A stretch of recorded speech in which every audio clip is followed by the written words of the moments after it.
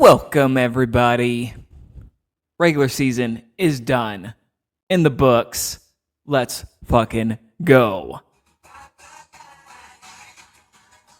Bye week, baby. Bye week. Let's go.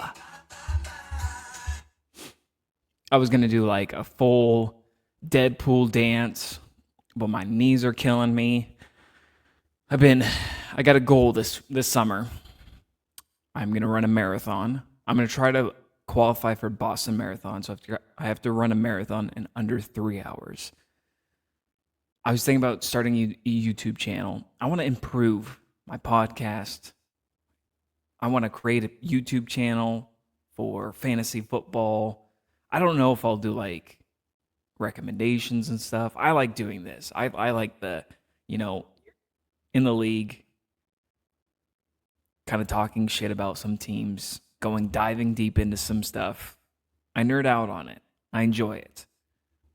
But I'm planning on running a marathon. Eventually an Ironman. I want to do an Ironman.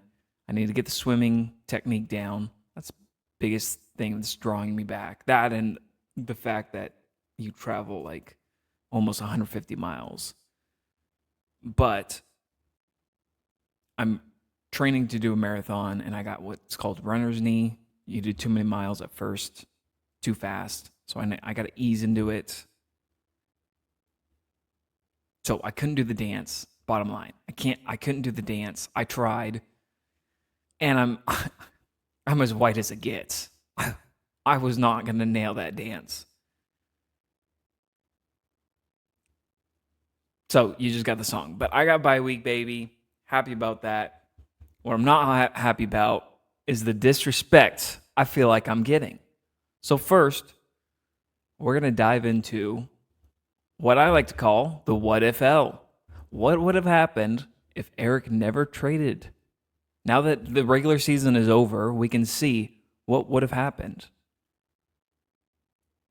And everyone talks like, okay, yes, I love having Chase on my team. But Garrett Wilson is not a bad wide receiver. He's wide receiver 8 on the year. I don't know what the disrespect there is. And Anthony Richardson has been turning it on. It didn't work out for Eric because Joe Burrow's been absolutely killing it and having him is super reliable versus Richardson's like a boomer bust. But Richardson is not a bad comp. Like he's not a bad quarterback fantasy wise. I don't know how he is like real life, but we're gonna dive into what would have happened if Colby didn't have Ja'Marr Chase, and furthermore, what would have happened if Eric had Ja'Marr Chase. Let's dive into it. So first week doesn't matter, or actually first 2 weeks I didn't have him. I had Garrett Wilson. I won the first 2 weeks fair and square. I mean, I won all the ones I won fair and square, but week 3, Ja'Marr Chase scores 26 points. You take 26 points off, 110. You can just take him out. You don't even need Garrett Wilson in there. You just take him completely out. I still win. Ja'Marr Chase, 16. You take those points out, yeah, I win. You just take him out completely. I lose this week, no matter what. This one, week 6, you take Ja'Marr Chase out of there, and I think you just take him completely out. I think I'm a little bit under. I know Garrett Wilson didn't goose, so I win there. Week 7, take Ja'Marr Chase out. I still win. Week 8, you take Ja'Marr Chase out. I still win. Week 9, I lose no matter what. Okay, this is where it gets interesting. Week 10, he definitely helped me win that matchup against Nate. But I almost never, okay, right now, it's not working in my favor, but I never, up until this last week, I never carry more than 2 quarterbacks. I usually have my one quarterback I rely on, and then another like reliable or boom bust, a second quarterback. I started Sam Darnold here. I would not have picked up. I don't think I would have picked up Sam Darnold. I don't know for sure. I really don't think I would have picked up Sam Darnold if I had Kyler Murray and Anthony Richardson. At this point, Anthony Richardson had been sat because they threw in Joe Flacco. You put Kyler Murray in there, he scores 28 points. And then you put Garrett Wilson's game in there on week 10. What did he do? Week 10. 6 points.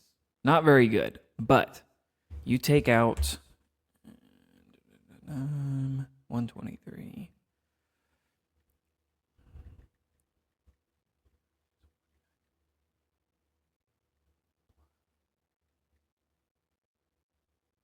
You take out his game, put in the 6.6, and then swap Sam Darnold for Murray, because I would have had Anthony Richardson on the bench, would have not picked up Sam Darnold, because why would I if I have two quarterbacks already? If anything, I'm looking for a third solid wide receiver. And T. Higgins wasn't playing at that time. So I throw in Garrett Wilson, replace Sam Darnold for Kyler Murray. I still win.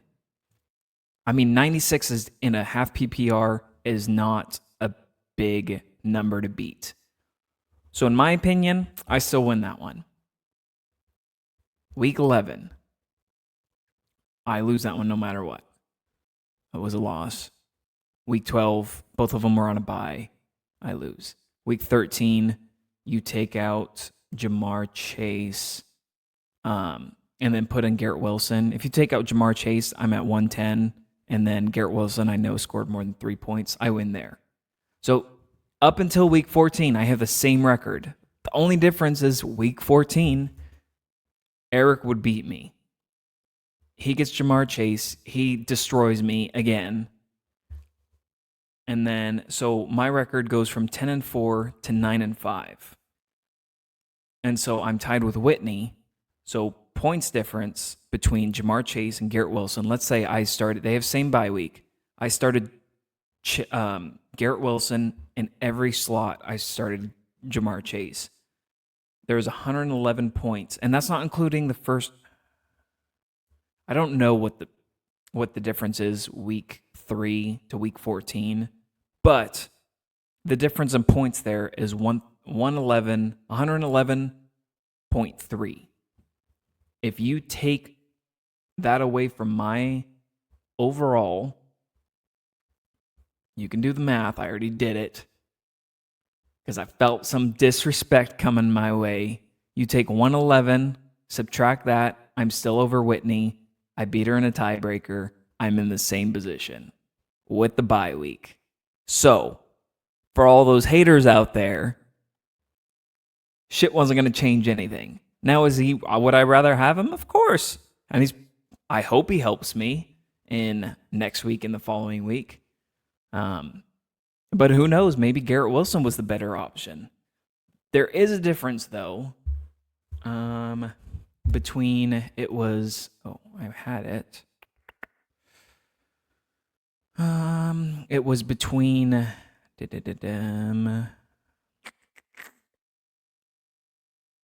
Nope. Which one was it? It was here. So, week 4, we already established week 14, Eric would have beat me. So Eric was then 7-7.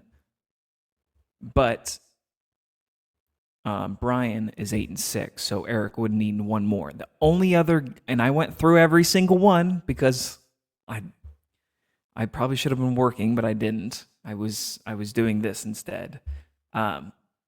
You put Ja'Marr Chase in. This is instead of Garrett Wilson in every single one of his lineups. This is the only other difference.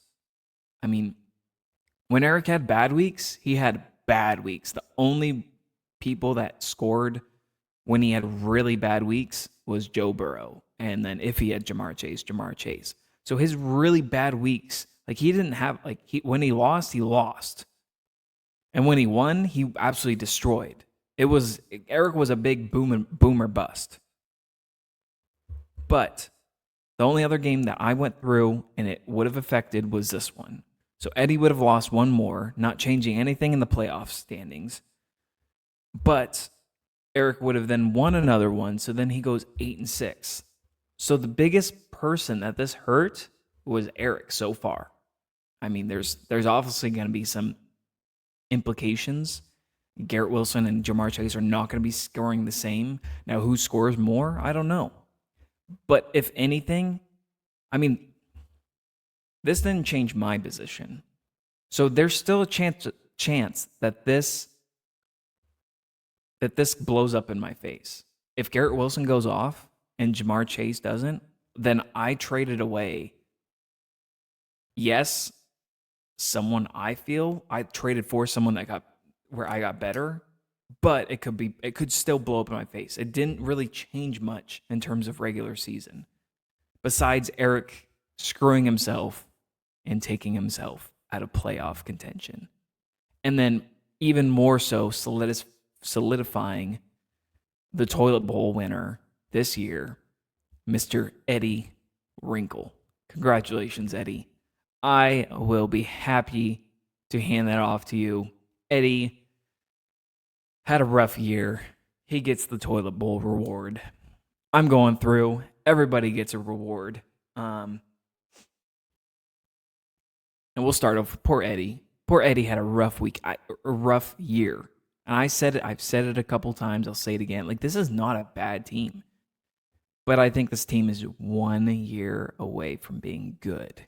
I mean, I'm sure Eddie's going to go through. And I mean, honestly, like, if you look at it, I talked about it in the second or third week. Eric kind of drafted similar players than I had last year. I mean, maybe I was a year. Like, if he would have stuck with Chase, he would have made playoffs. So I was like a year away from like picking the right people. And yeah, I mean, he's got a couple key players that have really helped. Like Terry McLaurin has been a huge help, and he's got better pieces than I did last year. But going back to Eddie, I think Eddie's got a lot of really good talent on his team. They're good players for football, but they weren't good this year for fantasy. And maybe besides Gus Edwards, he's been doing terrible. And Javonte. But other than that, like, he's got a really solid squad.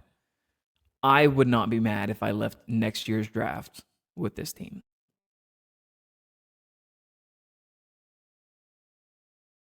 I'm not going to dissect every team. So, toilet bowl goes to Eddie. Next up on my awards, Mr. Dre Campbell himself. Dre, thanks for losing. Made me feel better about Monday night. I didn't have to stress about it. And you really need to change your name because you've completely gone, I would say, unluckiest player of the year, which you got most points against. We'll go back. Standings. Most points against is Mr. Dre Campbell, and he had the most points for. You give anybody else your schedule, and I bet they miss playoffs. But I would say you're probably the unluckiest manager this year. Your team's super good. When you won, you won. You deserved your wins. There's no ugly winning this year. So hats off to you. But unluckiest, I would say Dre. Just kind of had a really rough schedule, but you made playoffs. That's the ultimate goal now. Now it's a win or go home. Speaking of playoffs, Mr. Brain, the tapeworm, making playoffs. Nicely done. Brian, I gotta be honest, I really didn't think you were going to, but you did it. You had some key pieces. This is just proof, like, no offense, Brian, but anybody could win. Like, you put up just a comparable team and free agent pickups. I'm sure you got some help received. you're still making those decisions. You're ultimately the last person to click submit that person in my lineup. So hats off to you. Overachiever of the year. I'm going to give it to Brian. Good job. First year playing fantasy and you make the playoffs. That's huge. So good job. Keep up the good work. Like, why stop now? Keep going. Take it to the championship if you can. Yeah, that's fine. You can take it to the championship because I can't play you. If we were to end up playing, it would only be in the championship. So take it to the championship, Brian. Take it home.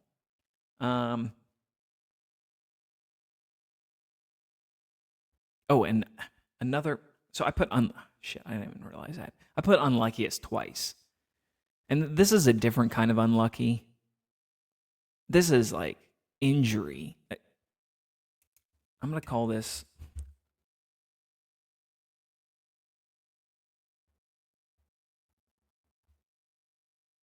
I'm sorry. I just had kind of a Mr. Organic has graduated. There's no more Mr. Organic. Someone okay. I gotta process what I was just thinking. Like there's a lot of thoughts going in. So I was gonna say unluckiest person, Dre. Both Dre's. Both Dre's are unlucky. And they're both playing each other. These two are very similar. Dre, former Mr. Organic, I was going to say is the unluckiest. And why I was thinking he was the unluckiest was because of the injuries. I mean, look at this team.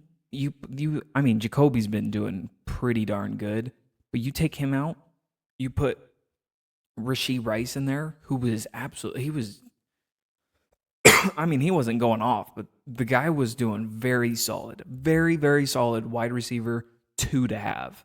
I mean, he was wide receiver 1, but you have him as your wide receiver 2, cannot complain about that. And then you've got these two RBs, pair them up with Christian McCaffrey, who was looking like a vintage Christian McCaffrey. He gets hurt. And then Alvin Kamara, boom, his quarterback gets hurt. I feel like you had someone else that got hurt. And so in my head, I'm like, man, this guy, like, how can I relate hospital? I was like, this guy needs a doctor for his team. And I'm like, Dr. Dre. So the Dr. Dre Award, I'm going to call that. Every year I'm going to try to do some awards at the end of the year. Officially making it right now. Dr. Dre. There's always one team. There's always one team that just gets crushed with injuries. It was Luke last year. I'm going to say it's Dre this year. The Dr. Dre Award officially goes to Dre. Dr. Dre. It's tough. But you've managed to make yourself still a really good team, making it to the playoffs. You've got Lamar there. I mean, anytime you've got Lamar, that's a rough. And then this is still a really good team. That scares me.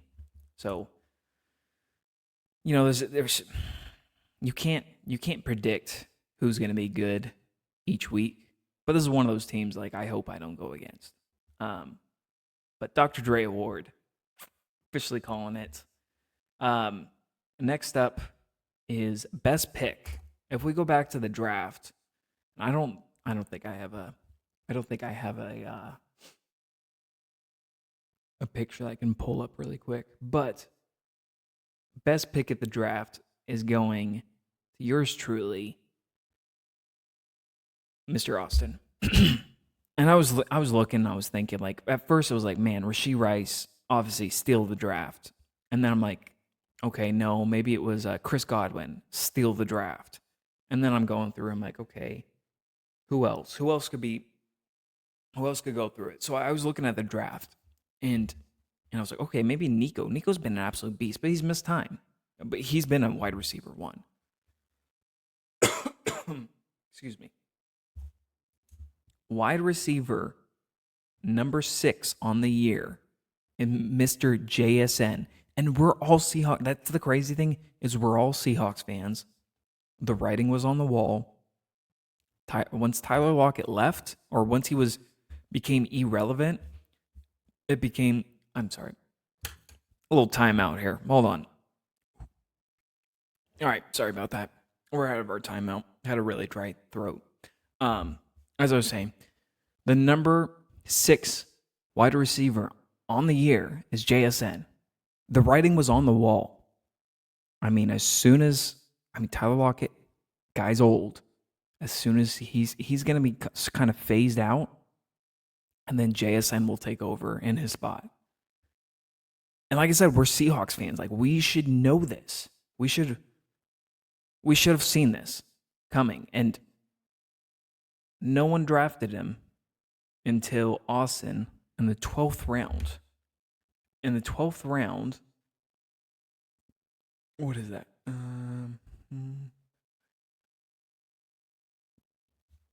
I think it's the beginning of 12th, but still, 12th round, that's ridiculous. Austin was able to pick up the wide receiver 6 in the 12th round.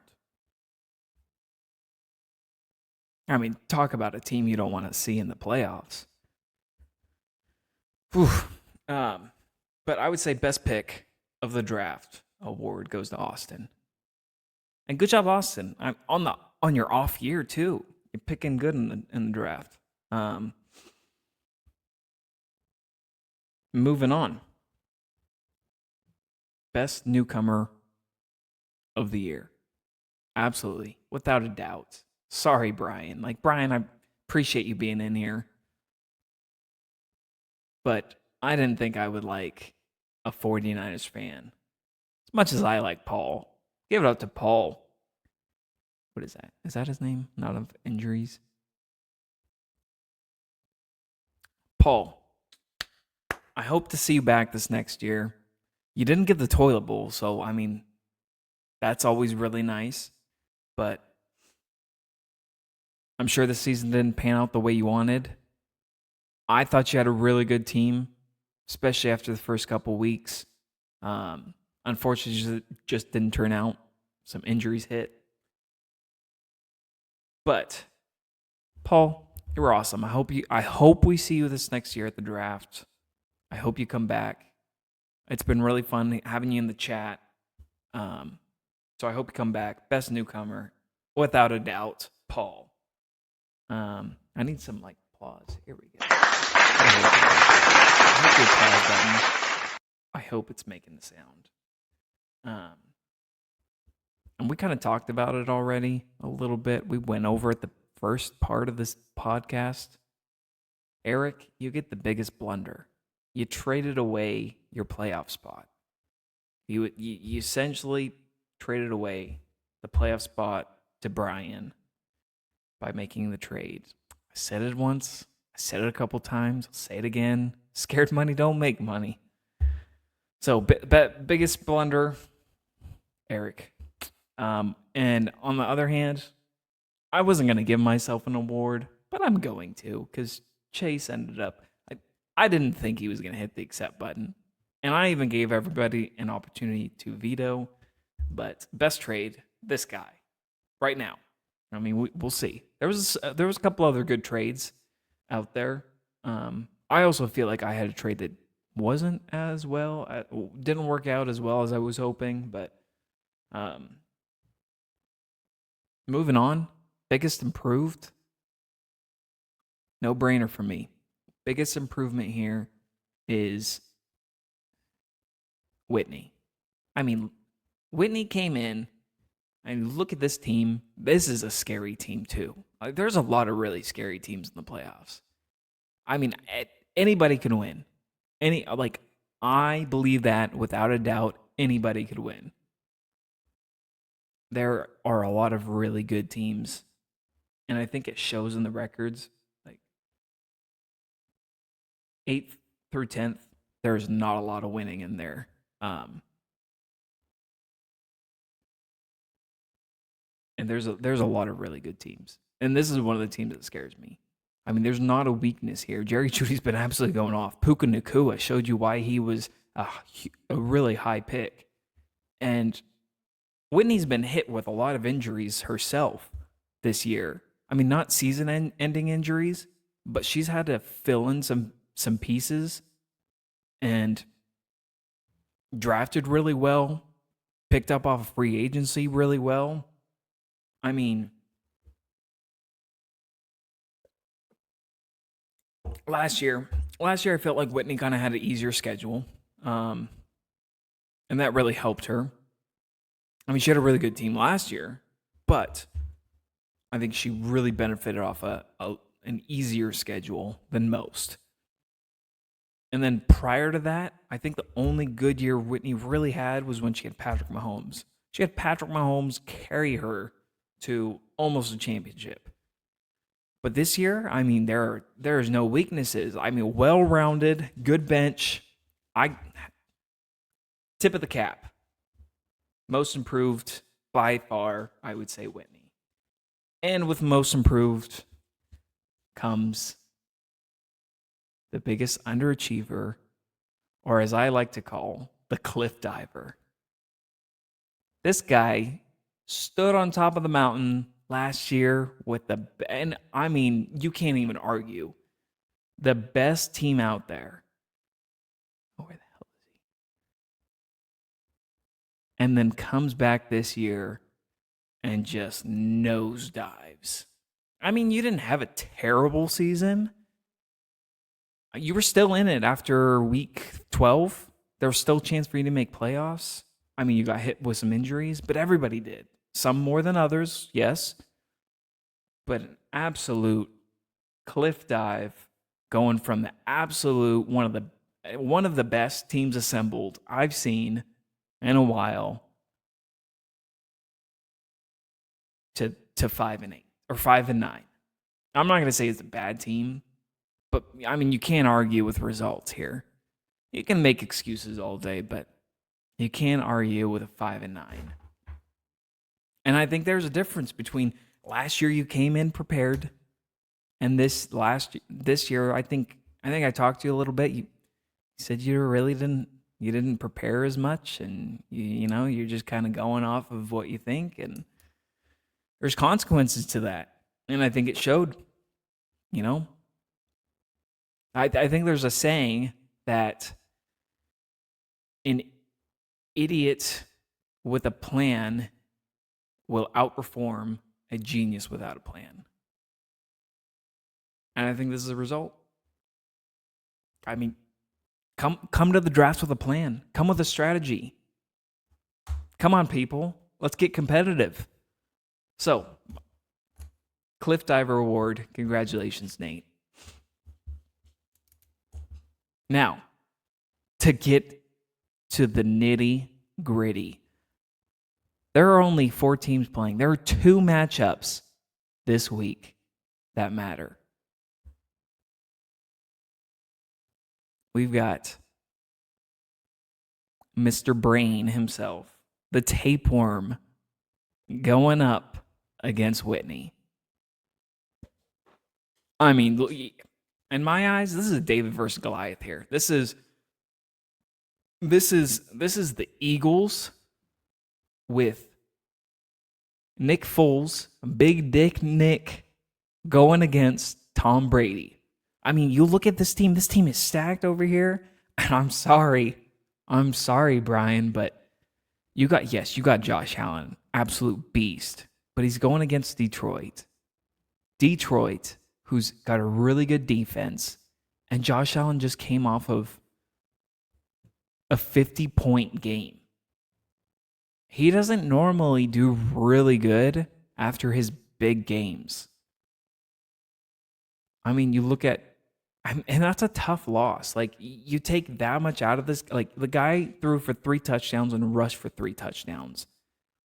In my eyes, he went from I'm not going to call it an easy defense, but one of the league's, the bottom 10 in terms of fantasy. This is fantasy. So in terms of fantasy, bottom 10 versus now top 5. You're not getting 50. I mean, if you do, great, but I really don't think that's happening. So in my eyes, you cannot rely on him to carry you this week. You got CeeDee Lamb who's going against who's his quarterback Cooper Rush. I don't care who you are. You could be Jamar Chase, Justin Jefferson.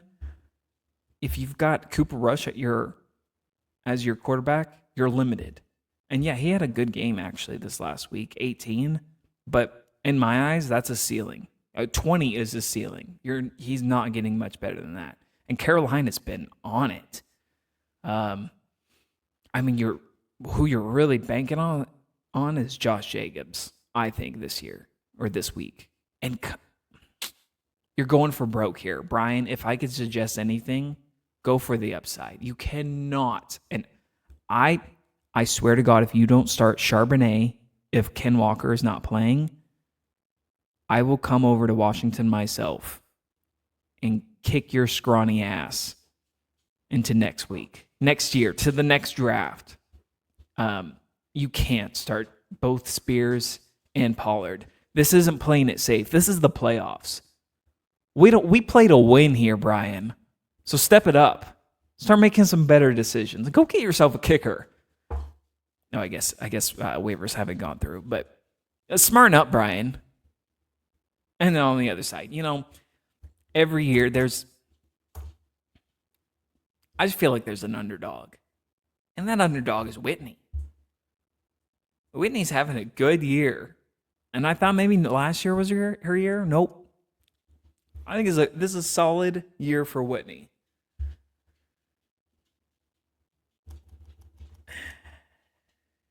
And it I don't know. No, it's not Whitney's year.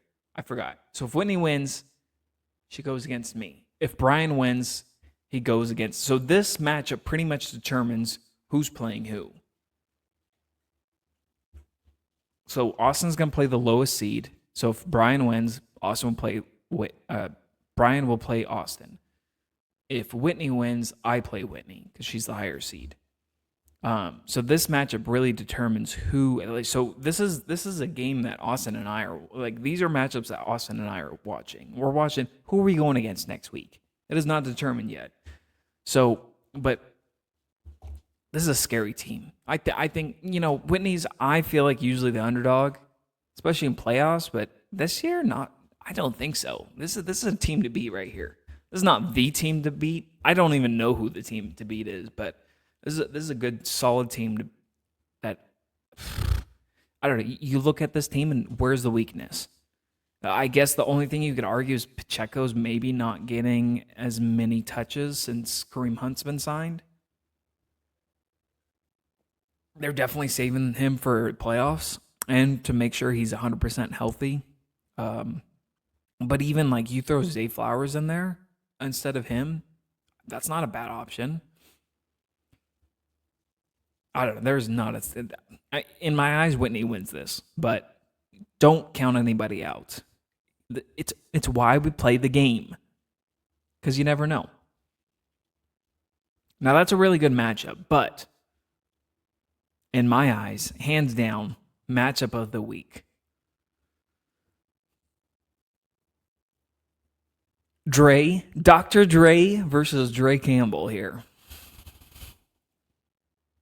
Please take Russell Wilson out. Mr. Unlimited. And I've talked about it. I'm worried for Alvin Kamara. Now that Derek Carr is out, I'm worried for him because I think he's going to get fed. They don't have Taysom Hill there. So I think Alvin Kamara is going to get fed. But are they really going to be just spoon-feeding that guy for the whole game? They're going to save him for next year, in my opinion. Like partially, I would think. And then I think Shakir's a really good play this year or this week. You got Tucker Kraft, who at one point was the tight end 1 going against the Seahawks. Seahawks traditionally not good against tight ends, but I think we've been better this year. Oh, what are we ranked?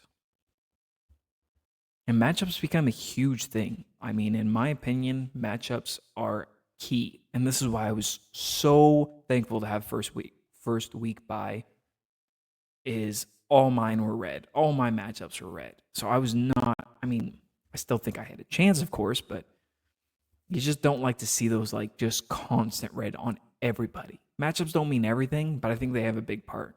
So you throw Lamar in there, but then on this side, I mean, the only saving grace that I see for opponents against Mr. Dre Campbell is Brock Bowers now has Desmond Ritter throwing to him. Yeesh. Desmond Ritter is not a good he's not a good fantasy producer. He's not a good NFL quarterback. He's just not. This is I mean, if I'm sitting here 3 and Whitney and Dre Campbell are winning this all day. But we play it. We play the game for a reason. I just think, unfortunately, Dr. Dre has been hit with too many injuries. That's just the reality.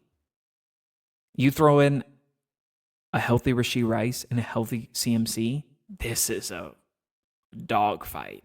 A dogfight. I mean, but I just don't see how this team loses. You look at this team, David Montgomery, the guy has not scored. He scored under 10 points, under 11 points once. He's a guaranteed, bona fide, get a touchdown almost every single week. If not, he's getting yards. He had one bad week against one of the best defenses in the league, which is understandable. This guy doesn't have absolutely insane numbers, but he's a really good anchor to have on your team when you have Derrick Henry, who can go absolutely berserk. Another guy who's not had under 10 points. Jeez. That is a rough. I just don't know how you... And then Joe Mixon's been an absolute dog. Oh my goodness. There's a reason why Dre Campbell has the most points scored. Like, he's got a good team. And Jaden Daniels just absolutely turns it on and produces every single week. I just don't know I don't know how this team loses. I don't know how Dre Campbell loses. If I'm Dr. Dre, I'm going for broke. I'm putting all the upside. I think you got the right. I mean, obviously you'll replace Russell Wilson with Lamar. I think you have the right setup, but you're just hoping for some boom games. Oof. If I had to pick, hands down, Dre Campbell, Whitney, move on. Dre Campbell would then play against Austin. I would play against Whitney. And then we'll just kind of see where it goes from there. There's always injuries. There's always weird things that happen. There's teams that go absolutely berserk. It's the playoffs. Anything could happen.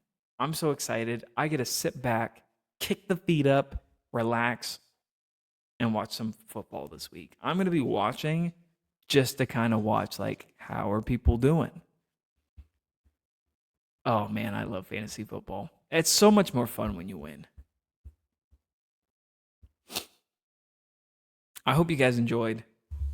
Good luck to all of you playing this week. Good luck to Whitney.